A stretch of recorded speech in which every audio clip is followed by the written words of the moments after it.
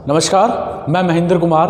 आज हम बात करेंगे आपकी 9th क्लास की समाजी विज्ञान की जो क्लास है आपकी, और ये पार्ट 2 है, चैप्टर 2 भारत का भौतिक स्वरूप। और इस चैप्टर का ये पहला वीडियो है, ठीक है। तो इसके ऊपर हम भारत का जो भौतिक स्वरूप है उसके अंतर्गत हम थार मरुस्थल की बात करने वाले हैं। तो चलिए इस वीडियो को स्टार्ट करते हैं।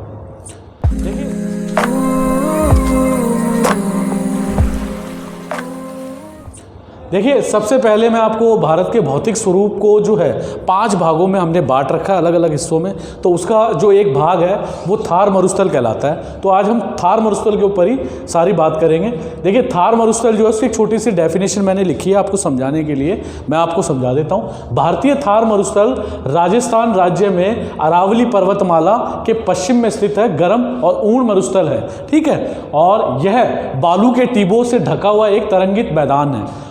थार मरुस्थल में वार्षिक वर्षा जो है लगभग 150 मिमी से कम होती है, मिलीमीटर से कम होती है, जिसके कारण यहाँ शुष्क जलवायु व नाम मात्र की प्राकृतिक वनस्पति पाई जाती है। इन्हीं विशेषताओं के कारण इसे मरुस्थली के नाम से भी जाना जाता है। और जो है ये विश्व का सर्वाधिक जनसंख्या घनत्व वाला एक मरुस्थल है। यहाँ जो वर्षा है वो 150 है, ठीक है। तो मैं ये कहना चाहता हूँ आपसे कि जो थार मरुस्थल है वो भारत की एक ऐसी स्थिति में स्थित है जो पश्चिमी तरफ है, और वहाँ जो है वर्षा बहुत कम होती है, 150 मिलीमीटर वार्षिक वर्षा है। और इस वजह से जो है ये एक गर्म मरुस्थल कहलाता है। यहाँ में जो तापमान है गर्मियों के दिनों में वो लगभग 50 डिग्री सेल्सियस पार कर जाता है। और यहाँ आपको जो वनस्पति है वो ना के बराबर मिलेगी। खेजड़ा नाम का जो पेड़ है वो बड़ा प्रसिद्ध पेड़ है, रेगिस्तान में आपको मिल जाएगा देखने को। उसको ज़्यादा पानी नहीं चाहिए। कैटकस की जो प्रजाति है बहु प्रकार की, वो आपको इसी रेगिस्तान में देखने को मिलेगी। इसके अलावा इस रेगिस्तान की जो परिस्थिति है, मैं अगर इसकी बात करूं, इसके इतिहास की बात करूं, तो ये लगभग पृथ्वी के निर्माण कार्य से ही इसकी उपस्थिति पाई जाती है। जैसा मैंने पीछे भी कई बार वीडियो में आपको बताया कि ये जो थार मरुस्थल है और इसके बीच में से एक पर्वतमाला निकलती है, अरावली पर्वतमाला।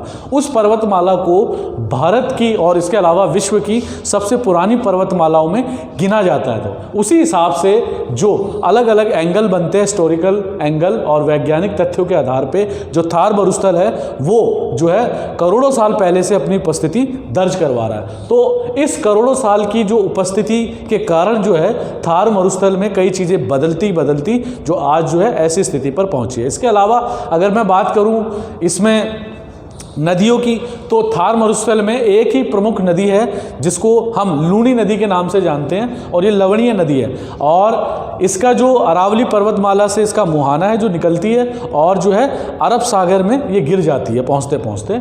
और जो है इसका कोई ज़्यादा विस्तार नहीं है, ज़्यादा मतलब इसमें पानी नहीं होता, लेकिन फिर भी ये लूनी नदी और वहाँ के जो लोगों को है पानी उपलब्ध कराती है। इसके अलावा अगर मैं बात करूँ कि इस थार मरुस्थल में कई जो है मरुस्थलीय भू आकृतियाँ उत्पन्न होती है, जिसमें मशरूम रॉक है, ठीक है, रॉक टाइप की जो आपको दिखेंगी। मशरूम आपने देखी होगी, उसकी आकृति में बनी होती है, तो ऐसी जो आकृति है वो आपको दिख जाएंगी थार मरुस्थल में। इसके अलावा बालूका के टिब्बे आपने कई फिल्मों में देखे होंगे कि जो रेगिस्तानी फिल्मों में शूटिंग होती है, जैसे आप बॉर्डर फिल्म देखी हो कि उसमें जो सुनील शेट्टी अभिनेता होता है वो बालू के टिब्बे के ऊपर लेटा होता है, जो उसका पहला सीन आता है फिल्म में, तो वही बालू का टिब्बे आपको जगह जगह इस रेगिस्तानी थार मरुस्थल में दिख जाएंगे। इसके अलावा जो तीसरी जो आकृति है वो बरकान भी एक ऊंची और नीची आकृति है जो रेगिस्तान में आपको देखने को मिलेगी। और चौथी है जुगैन खड़े स्तंभ कहलाते हैं, यानी ऐसे स्तंभ जो ऐसे लगेंगे आपको दिखने से कि ऐसे खड़े हैं, लेकिन ये मरुस्थली